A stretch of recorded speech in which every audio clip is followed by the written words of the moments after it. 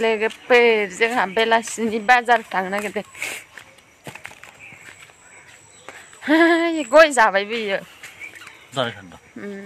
जा ब्लगखौनो बानायथाराखै दासान्दि। लोमजाबाय थाबा सानफ्रामबो बोरैबा थाङो। बेमारि नालाय लोमजाबाय थायो। लोमजानानै भिडिअ बानायाखै, ब्लगबो होनो मोनाखै जोंहा लोगोफोर। ओमफ्राय दिनै ओरैनो फिसा ब्लग बानायबाय आरो।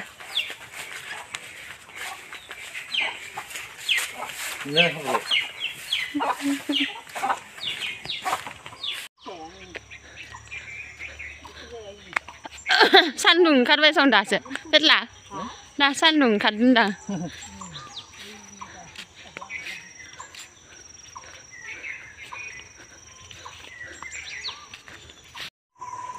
हाय लोगोफोर, नोंथांमोन बयखौबो बर' ब्लग चेनेलाव गुबुन मोनसे गोदान भिडिअजों बरायहरबाय लोगोफोर। नोंथांमोनजों शेयार बानायनो होननानै फिसा ब्लग बानायबाय दिनै बेसेबा गोबावनि उनाव। पेटलायानो बेमार जाबाय थायो, लोमजालाबाय थायो।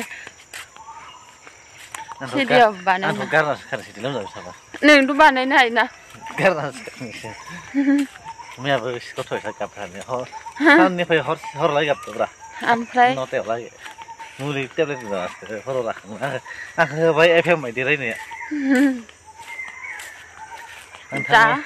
नोंथांमोना भिडिअखौ मोजां मोनोबा लाइक, साबस्क्राइब, कमेन्ट खालामना हरनाङा।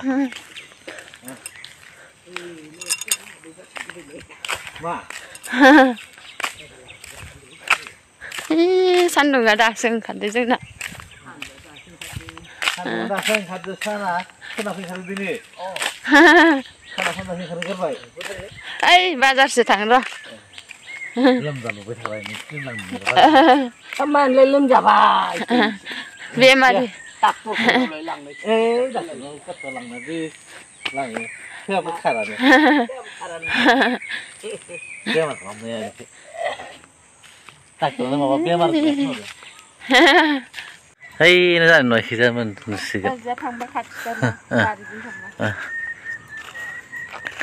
माबाय थांदोंनो मेथाइ जानो बोरमासो बे गाबदो।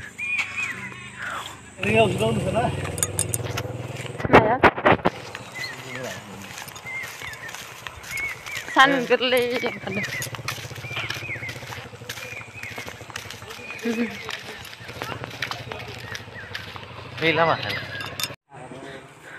ए दैयाबो थांगोन बोरजों थांसैलै हमजा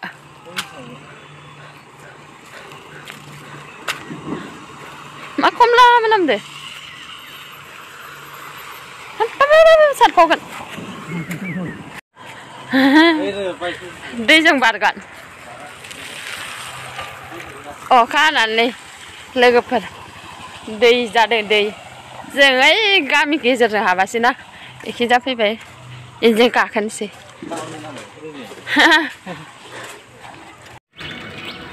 बाजार मोननोसै नै लोगोफोर।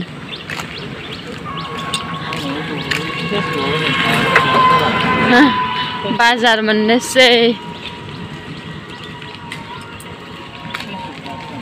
हा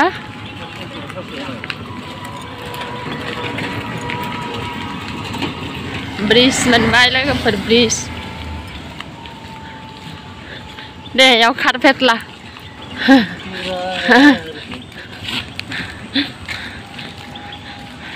थाबायना गिदिंलायनांगौ रिल्स बानायनांगौ।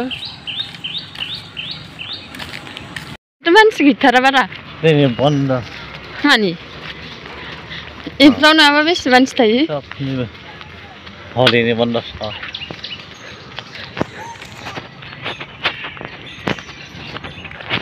दिनै मानसियानो खमथार नै लोगोफोर गैथारा लाबाय पेटला सोरखौ पेटला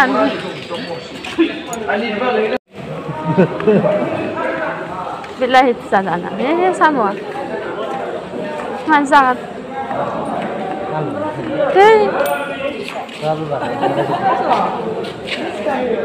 Bai जिंखाखौ ला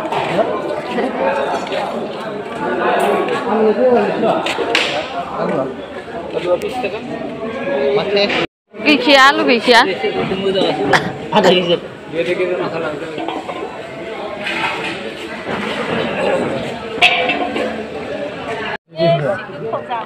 बेसे कफुदियालाय 10 टाका